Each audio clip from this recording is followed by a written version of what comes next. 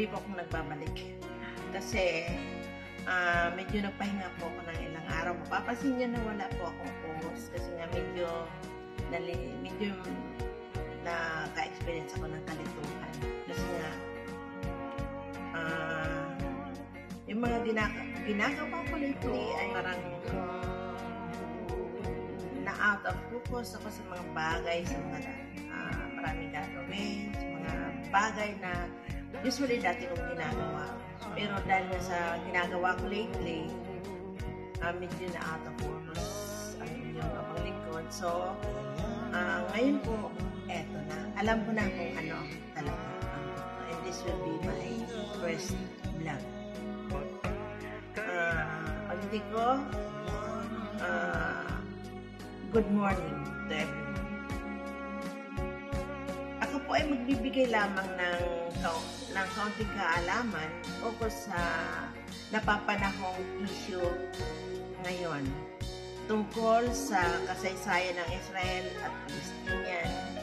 Dahil ito yung kung saan nagbibigay sa atin ng takot, ng fear kasi sa nagaganap na war between them.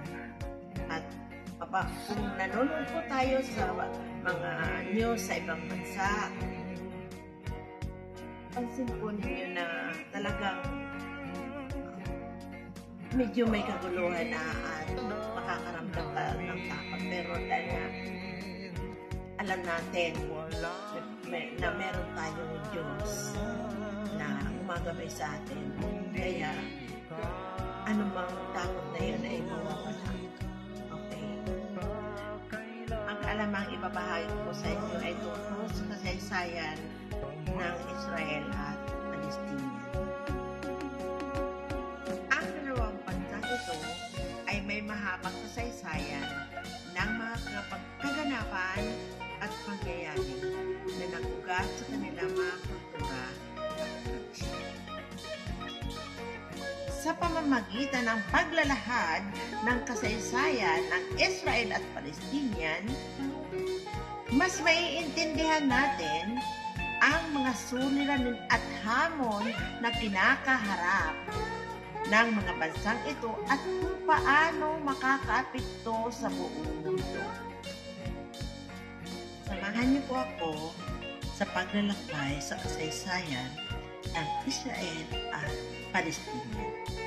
Ang pinagmula ng Israel bilang isang bansa ay malalim na nakakabit sa kasaysayan, reliyon, at arkeolohiya. Ayon sa Hebreyong Biblia, ang mga Israelita ay nagmula sa lahi ng patriarkang si Jacob na kalaunan ay tinawag na Israel. Then he said, "Your name shall no longer be called Jacob, but Israel, for you have striven with God and with men and have prevailed." Sinasabing nanirahan ang mga Israelita sa Ehipto na 430 years. Pagkatapos ay pinamunuan palabas ng Ehipto ni Moses noong mga 13,000 to 12,000 BC sa isang pangyayaring kilala bilang isang Exodus. Kalaunan, sila ay nanirahan sa reyon na kilala bilang Kanaan na tumutugma sa makabagong araw na Israel, Palestine, Lebanon, at mga bahagi ng Jordan at Syria. Ang kaharian ng Israel ay natatag noong ika-11 siglo BC, before Christ. Ngunit kalaunan ay nahati ito sa dalawang kaharian. Ang Israel sa ilaga at sa gawing timog ay Judah. Sa loob ng mga siglo, ang mga kahariang ito ay nasakop ng iba't ibang imperyo.